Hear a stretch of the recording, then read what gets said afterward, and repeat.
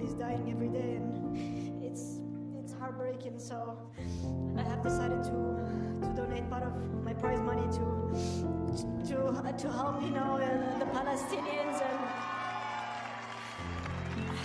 and I just I cannot be happy with just this win. Just, well, what's happening? I'm sorry, guys. It's supposed to be about tennis, but it's very frustrating looking at videos every day. So I'm sorry. It's not political message here. It's just a humanity. That's it. I want peace in this world, and that's it.